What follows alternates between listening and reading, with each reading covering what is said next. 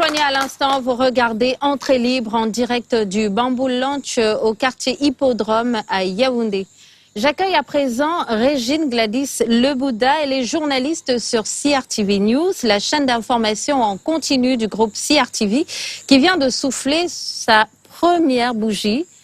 Régine Gladys, bonsoir. Bonsoir. Joyeux anniversaire. Merci. Alors, en guise de cadeau, j'ai envie de vous offrir du cola ou du Bitacola. Vous avez une préférence pour? Le Bitacola, peut-être. Ça a plein de vertus thérapeutiques. Puisqu'on sort tout droit d'une grosse fête d'anniversaire, je crois que ça me sera très utile. Elle était belle, hein, la fête. Oui, elle était belle. Surtout qu'elle a donné l'occasion de célébrer avec les Camerounais, avec des délocalisations dans plusieurs quartiers de Yaoundé. Donc, c'était une belle fête. Et le Bitacola m'intéressera tout à l'heure quand on sortira d'ici. Merci beaucoup. Sur la chaîne Princesse de la CRTV, vous traitez habituellement des questions qui touchent à l'économie. Mais quand l'occasion se présente, comme c'est le cas ce soir, vous surfez avec maestria sur la vague de la culture.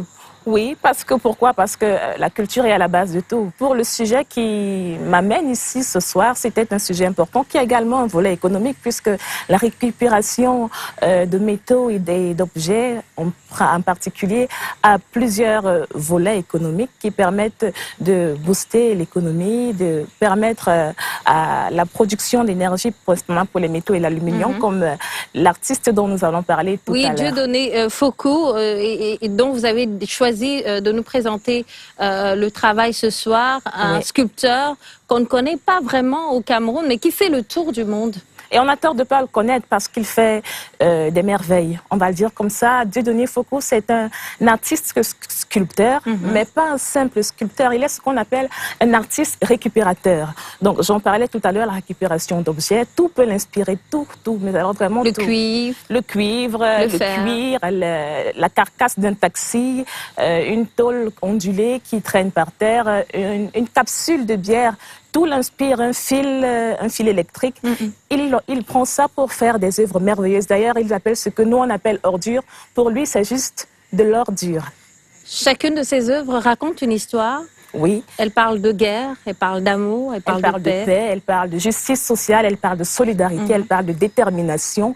Toutes ces thématiques-là qui font le quotidien de tout le monde, tous ces thèmes qui animent la vie au quotidien. Donc, ce qui est intéressant, c'est de voir la dynamique, la vie qu'il imprime dans des matières plutôt mortes, des matières plutôt froides. Quand tu prends une matière comme le fer, par exemple, le fer, c'est froid, c'est rugueux. Mais il arrive à leur donner vie. De la chaleur. Parce que quand on regarde les œuvres de Dieudonné Foucault, on se rend bien compte qu'il y a derrière une envie, un appel à la réflexion de ceux qui regardent. Il ne faut pas regarder l'œuvre de Dieudonné Foucault d'un premier abord parce que tu ne comprendras rien.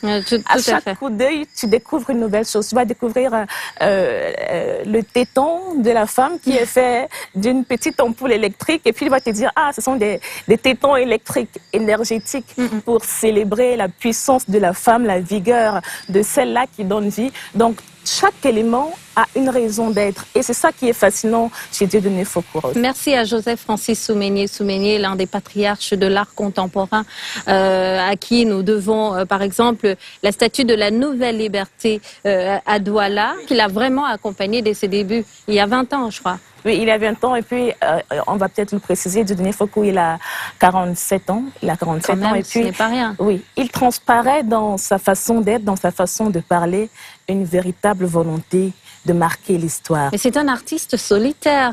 Vous êtes allé le rejoindre chez lui sur l'un des rochers du quartier Messassi à Yaoundé. Oui, exactement, en Colonne plus précisément. Merci Régine Gladys Lebouda pour cette belle découverte. Merci à vous de m'avoir invité et surtout que des profils comme Dieudonné Foucault, on n'en trouve pas beaucoup et c'est important de leur donner cette vitrine-ci. Alors si je vous dis que votre départ me fera souffrir, si j'imite le chant du coq, à qui est-ce que vous pensez? Serait-ce Dieu tout Marseille? Vous avez vu juste. Bon point pour moi.